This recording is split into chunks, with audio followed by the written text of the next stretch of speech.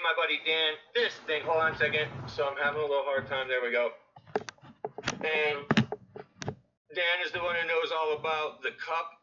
And so I'm going to turn it over to him. Yeah. Yeah, it's pretty crazy. Okay, wait a minute. Turn that down right there one more time. Sorry, yeah. So go ahead and it's on you now. Yeah, basically that, people are saying that it's nanotechnology and all this like crazy, stuff that makes that thing. And it's actually not really a big deal. Right now, they're, in the glass world, that's like the hot thing. It's called CFL glass. And depending on the spectrum of light that hits it, it can be sometimes 3 different colors. And in silver and gold, the effect that thing has, just layering silver and gold with fume will allow you to get those kind of colors. And like a lot of the color that's in that is heavy silver work, like the outside that makes it look kind of like butterscotch, which is actually a color in the boro world. It's very similar to that. And like the way how they, when they say on Google how it has different colors depending on if the light's coming from the back or the front, that would basically, to me, indicated that that's pretty much what they're doing is the silver and fume. That's a very common thing that's used today. And the way they got the probably molds or something called a gral technique, a form of sandblasting that they used to cut the images away to make them look like that. But, the Romans were really into glass. They used a lot of glassware, it was kind of like the elite of the elite would use glass instead of like pewter or lead or whatever else they use. You know what I mean? But yeah, there's been a lot of that stuff found. But that cup in itself, like that technique, you see a lot of that stuff today. And there's the glass is called CFL or shifty glass. If you look it up on Google. Yeah, it's popular in bongs. Yeah, it is. Like that's where that's what and in the glass world in general. Like there's a lot of the boro world is more than that now, much more. There's a whole movement of people making sick art underground, and it's starting to come out. Like the stuff like that. Yeah, that's an old technique of silver and gold. It's and the thing called a gral technique that's painted on there and cut off. You basically use soft glass and have some kind of an abrasive, and it like just basically sands it away. You get layers to layer fume. You take gold and spray it on the glass, roll that in frit and cover that up, spray gold on or silver on that to cover that up. Depending on what light it hits it, it will definitely mask. It looks just like that. Okay, so that's the I don't know the word you used, a grail or something like that. Yeah, gral technique. Gral. Okay, so that's what I'm really interested in learning about, because I sort of understand the fumed, gold and silver aspect of it somewhat. But what you're saying is very interesting to me and something that I wouldn't have even considered. So I've got some images of the grail pulled up, the cup pulled up. So you're saying that this was formed, they would take soft glass, kind of roughly shape the soft glass, and then they would add the details by actually sanding it down after. Yeah. And this could also be used with the color changing aspect. So if part of the glass didn't have enough or had too much, they could potentially sand it down to remove some or blow some back into it and adjust it as they're making it. Yeah, it's layered. Basically, what you do is you make like a slug. Very interesting. You would start with clear, and then however you want your colors to come out. Like with the gold and silver, you can get multiple layers. If you do silver first, then gold, it comes out like emerald. If you do the reverse, it comes out green, yellow and orange. So it's like how it's layered, and they'll just pour more clear over it. So then they work back to that layer so they get the desired effect. And then it leaves the rest. It can be multiple colors. I do it myself, so like you take like a really dark color and then take silver and fume over that dark color of black. And then I just print stickers off the internet that I use stuff called photoreductive paper. So I make a black and white image of any image I want, like Marilyn Monroe's face, and take that sticker and put it around my slug that I have like black glass in the middle and then the silver fume around it. And then you just take a sandblaster and it will take where the black ink on that paper is and sand it away and leave all the white ink.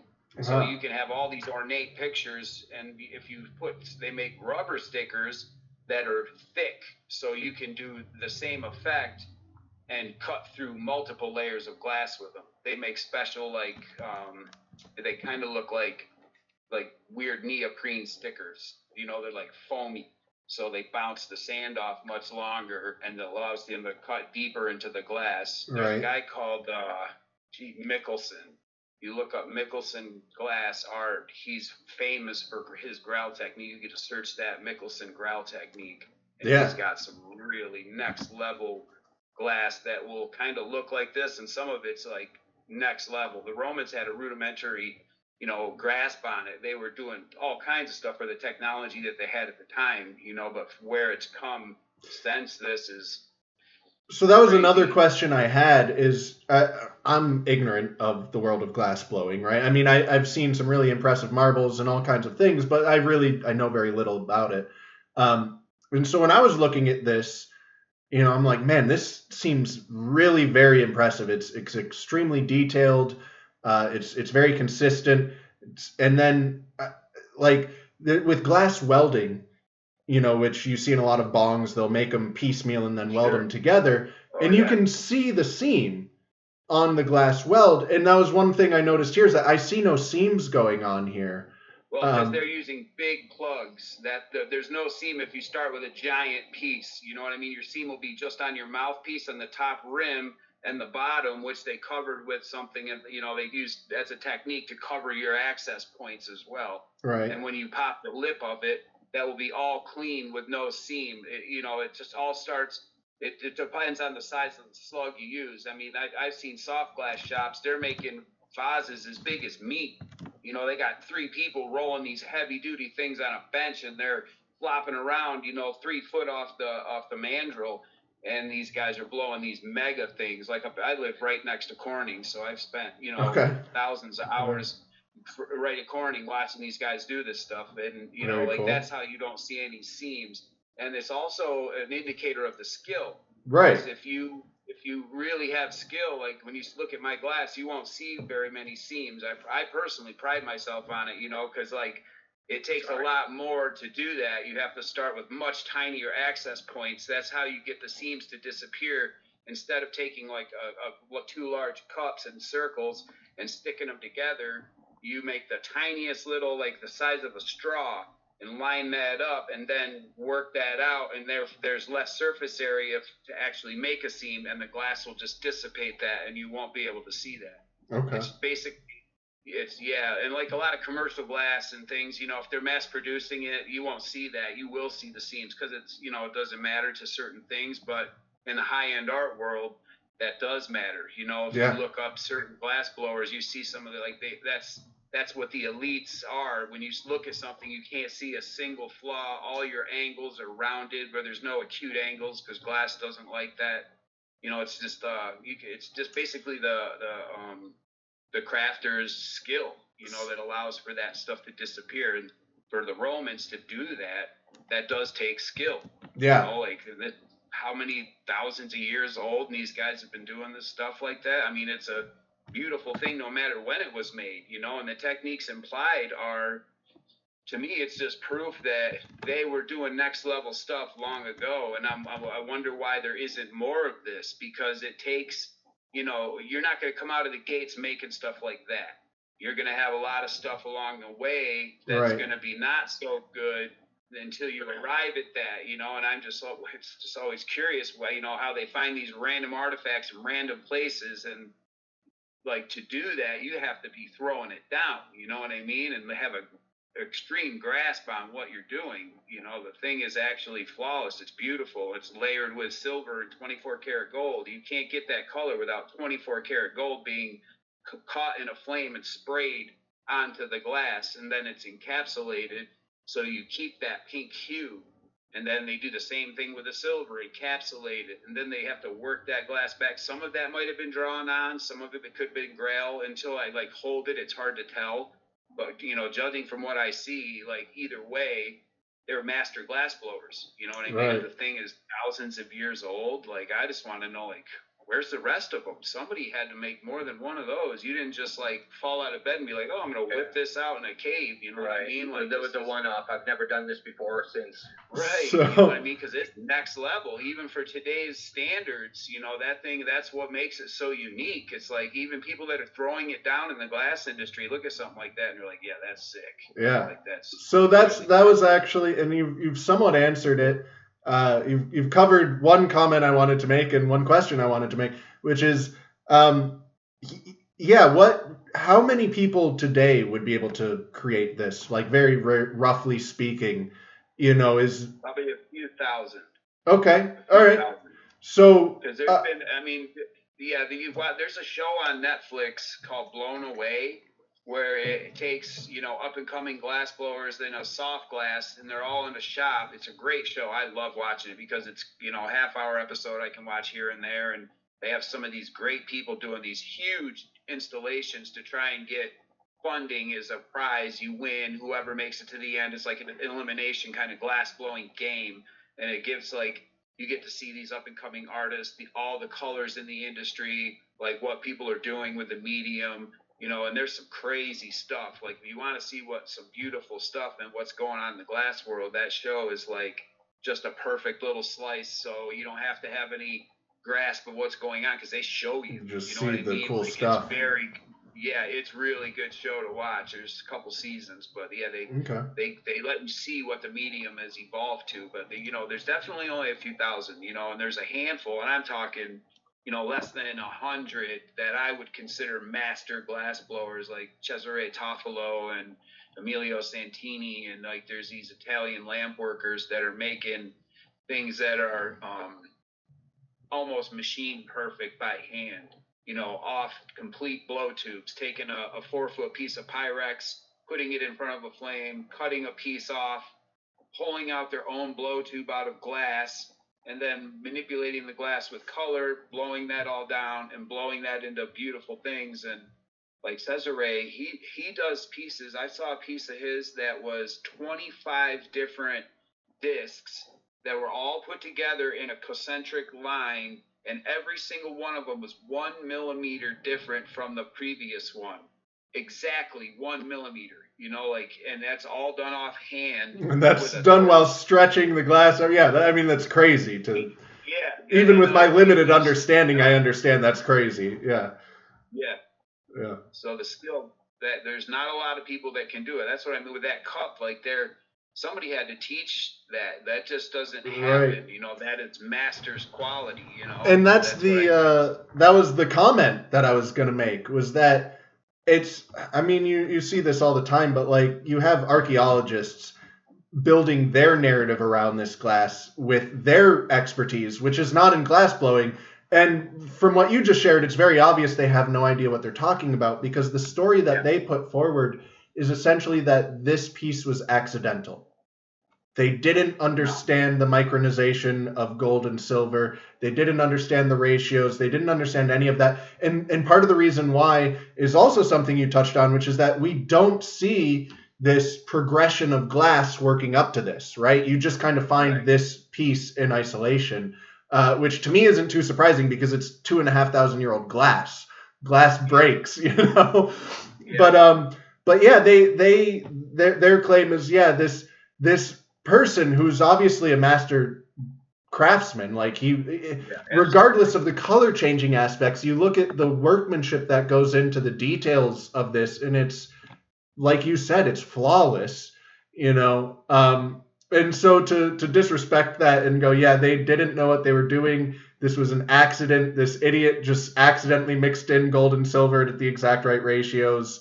It's crazy. Well, but because that's another thing he was telling me earlier, right, dude? Like with the amount of nickel in the silver, it changes the color. Yeah, the amount of nickel and impurities in the metal itself, like the colors we have in the glass world now, like I buy 24 karat gold wire in like 6-inch pieces and take little pieces off and spray. I do this technique. I'm like almost famous for it. It's one of the things I'm really good at in the glass. Can you break that down a little bit? So like you are literally just putting the wire into a blowtorch and that is projecting it onto the glass, or what's the technique? what I do is you take a tiny piece, and I mean like the head of a ballpoint pen, and I'd stick that on a copper pad, and then take a rod of glass and heat it up, and then pick it up.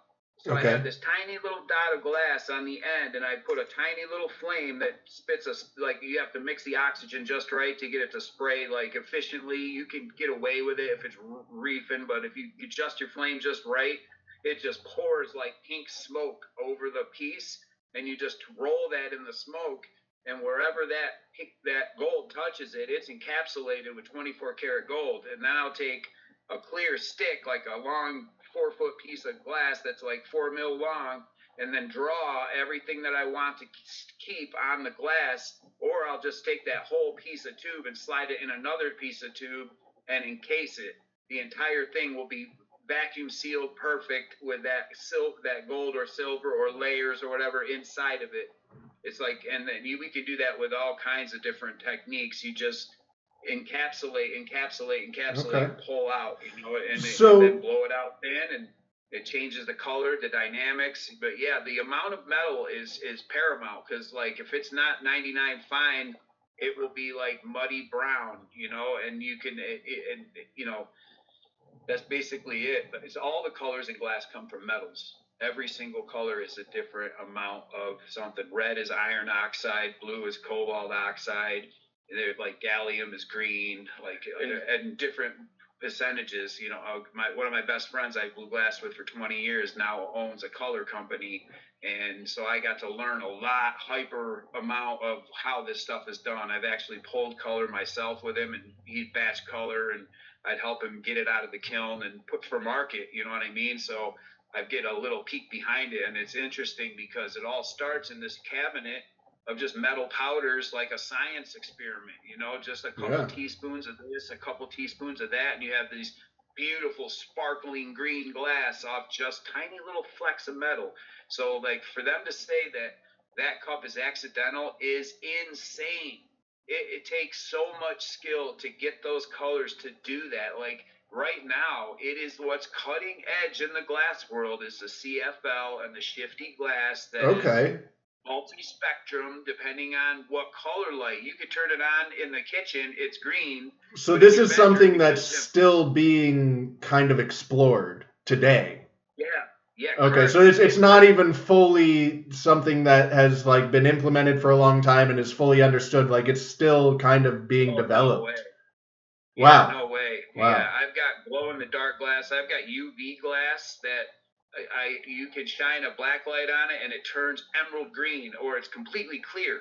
Like you can, it's amazing, and like until the right spectrum hits it, you don't even know it's there. I make pipes and pendants and things that people wear into the club, and all of a sudden it lights up green spirals with polka dots. They didn't even know it. It's like, oh my God, I didn't even know that was there. I love doing that, like putting cool messages and pieces and stuff. So not telling people, hey, that's black light reactive, that's UV reactive. So they look, and all of a sudden it just says something one day. You know what I mean? Like my mind immediately went to like the worst place. It's like we'd just put a racial slur or something in there. You know what I'm saying? I'm not gonna lie. I've said some fucked up stuff. Excuse my language, but I've said some, I've said some definitely. Just put a swastika in someone's pendant that they don't know about. I would never do that. I just gave the piece weird names. You know what I mean? Like give them just human names, and just like stupid things like Harry loves Sally and stuff. Like why would somebody put that? Like what I mean? Yeah, no, it's to see it as it colors in and be like, does that say Harry? So yeah, I definitely play around with that myself, because the fume, it's easy to do. I do lots of pieces that are multi-layer fume work, because as it colors in, it looks completely different. It changes. Like every time you use it, or it changes. I make wine glasses that have designs in them. You put a red wine in it, it's got flowers and stuff all over it. It's fascinating. Yeah, I spent a lot of time doing that stuff. It's definitely passion. Once you start monkeying with it, it's the most beautiful medium there is. I'm taking it's almost like a form of alchemy. You're taking metal powder, mixing it with some sand, mixing that with some oxygen and propane, natural gas, and compressing it and spraying some gold on there, and it's crazy. It's like, for me, it was very cathartic and hypnotic. I spent, if I didn't make money doing it when I was a kid, I would have done it just for fun. You know what I mean? But I'm glad I did, because it definitely taught me a lot about what's out there. What's possible with it. I just love making beautiful things that are going to last. And Pyrex is one of those glasses that it doesn't break. They make the windshield out of the space shuttles out of Pyrex, like you could, Very I durable make pieces stuff. of glass you could throw on the ground and they'll bounce, like literally roll down the sidewalk. I seen a dude take a ball and smack it in the wall, whack, whack, whack, like a hammer. Yeah, they used to advertise mine at the store down the street, and they'd throw them at the board on the wall that had their advertisement on it, and be like, oh, it's going to break, and they'd just throw them. Pyrex is a totally different animal.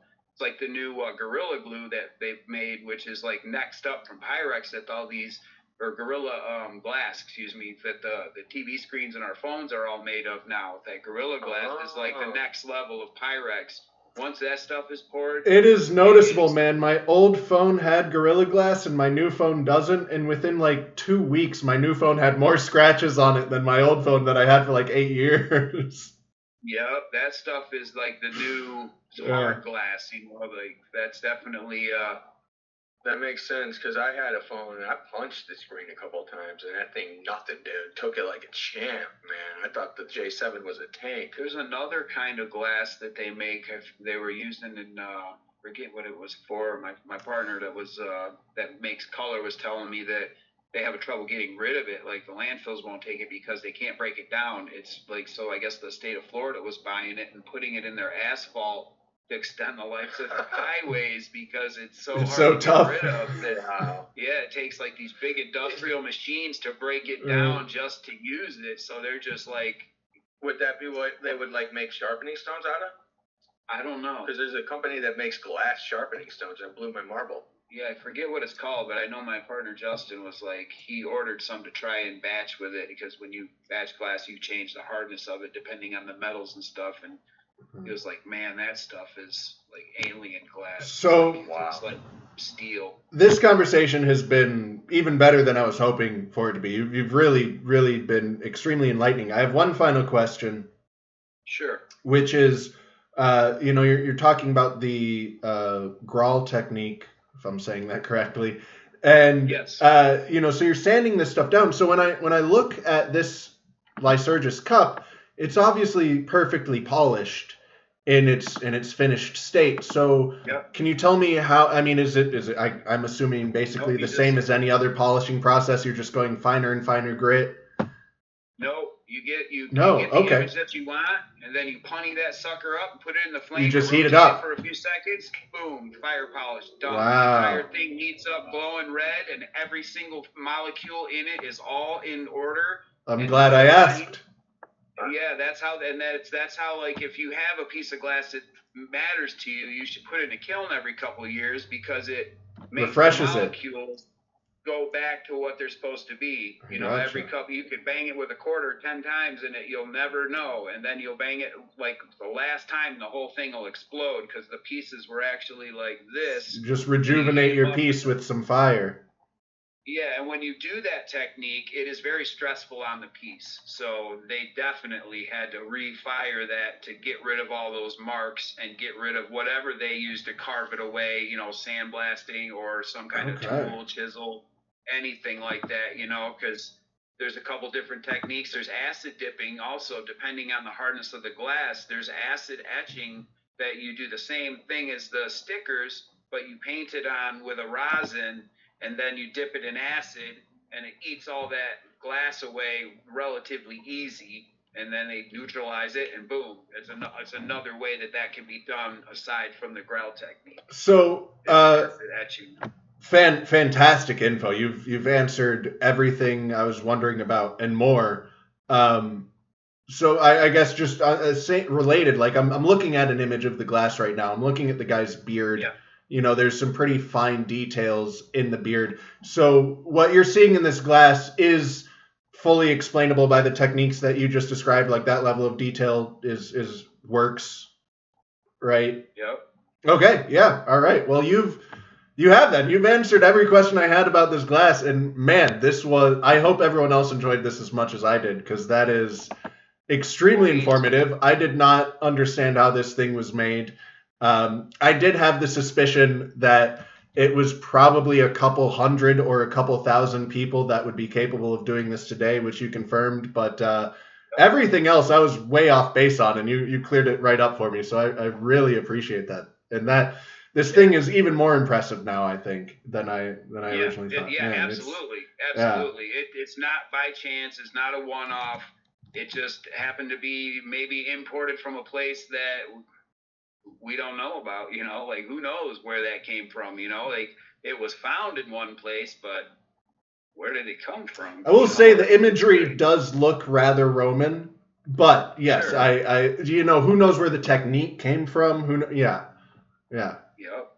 Because I've never seen there's not a lot of it, like, and I'm in the glass world. I spend a lot of time going to exhibits and seeing and watching, and I know my very first book was about glass, was glass history, where these techniques came from. The Egyptians started the rake, there's evidence that's, 7,000 years old, these little vases that, or have the techniques that we do today in, glass making, on the side of this thing, and so I've paid real close attention.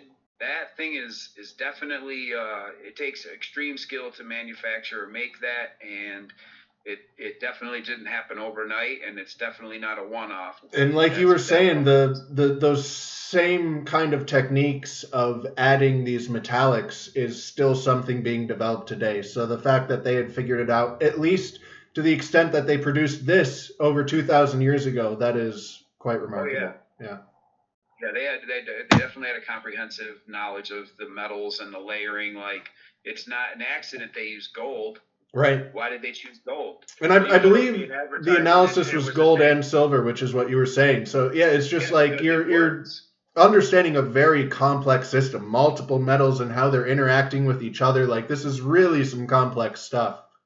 It is. Well, there's some commercial glass he showed me where it was the same exact color scheme. Yeah. It is. It's new glass that's called the Shifty glass and CFL glass. If you look online, it's under Shifty borosilicate color glass and CFL glass, and you'll see all these different,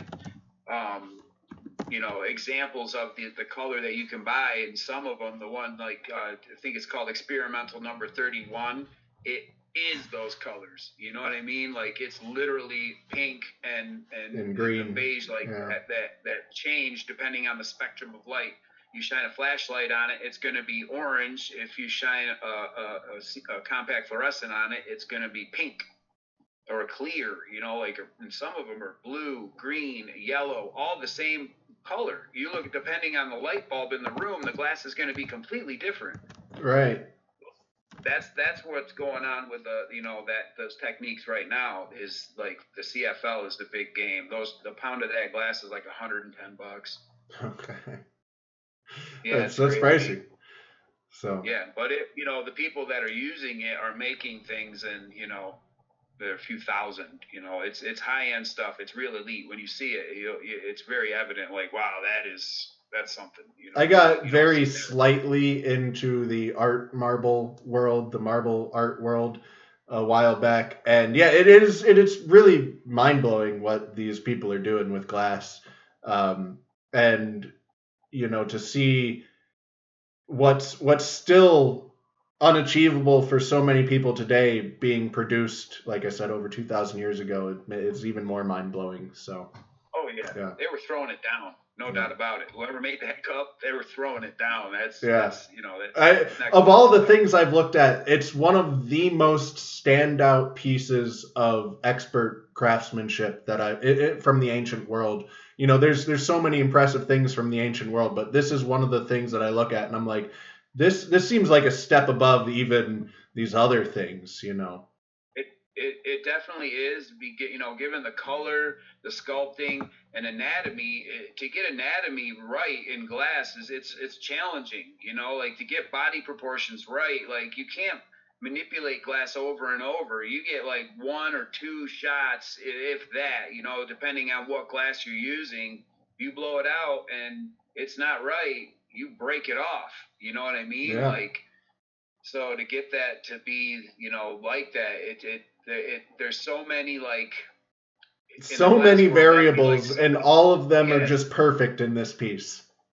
Exactly. Yeah. It's like in the glass world today, somebody would be considered flexing if they're throwing that down. You know what I mean? If somebody whipped that up, that thing's going to be 10 grand. You know what I mean? Start at $10,000. Something that looks like that, even today. You know, like that. It's not easy to get stuff to look like that. You know, because when you mix all these metals, it changes the coefficient of expansion. That's something I hadn't even added to my equation yet. Yeah. No. Yeah, they have to be right. So if they're not within like, you know, 5 points of CFE, they will not be compatible and they will crack and break. So to have those colors, like, that's what I mean. It's no accident. Somebody batched that and made those colors like that because it takes you know, there's people spending millions of dollars in research to come up with these colors in the color industry. You know, these guys are doing this every single day, 24 hours a day, trying to come up with new stuff. So for these people, you know, and they'll put out crappy glass.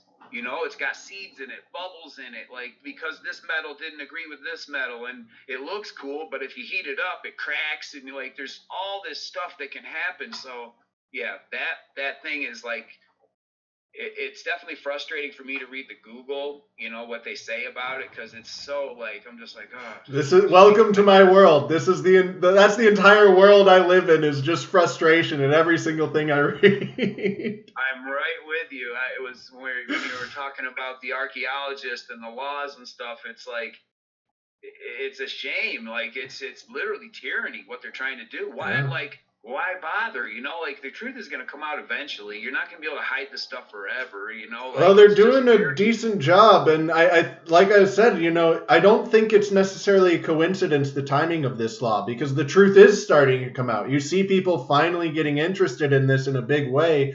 And then you have a law that literally makes all of it illegal. You're not allowed access to any of it anymore. You know, I don't think that's a coincidence. No, the technology is catching up to where you or I could afford to buy a drone that has LiDAR on it. We could, you know, you could start finding stuff on your own. You know, 2 weeks ago, I interviewed Wandering Wolf. He's doing that. He's that guy that you're talking about. He just got into this. Yeah. And he's doing LiDAR scans and ground penetrating radar and all this kind of stuff. Yeah, it has reached a point where your average citizen can go and make discoveries that are, yeah, you're absolutely right. Yeah, I mean, like some of that stuff, that thing is so poignant that it's laughable. You know, it's like how they dismiss things like that to me is like, man, it's like a nail in their coffin. You know what I mean? It's like, there's no way this is a one-off. Like, you guys are out of your mind. This is elite technology, elite understanding of the medium, elite understanding of, you know, just there's so much more going on in that just simple cup. You know what I mean? You look at it and it's like, you know, unless you know what you're looking at, you know, it is just a pretty cup. And that was me. That was me. I genuinely had no idea what I was looking at. I knew it was impressive. When I looked at it, I want to know more, because I have a suspicion, I have a feeling that this might be just as impressive or maybe even more impressive than I think it is from my totally ignorant perspective. And I'm so glad I had you on, because you confirmed exactly that. It is just as impressive and even more impressive than I was thinking it was. Yeah. That's probably why they dismiss it. They don't want to draw attention to it, you know, like it's already out there. People are talking about it, so they just got like, oh, that cup, yeah, whatever. You know what I mean? Yeah, we haven't found anything else like it, so you don't even have to pay attention to it, really. It's not indicative of anything bigger. Yeah. Yep. But yeah, man, again, thank you so much for your insight. No Truly, this has been awesome. Yeah, you've home run on every single point that I wanted to cover. You nailed it. So thank you so much. Wonderful. Cool. Glad I could help. Yeah. All right. We're all good. All right. All right. Bye. Take care.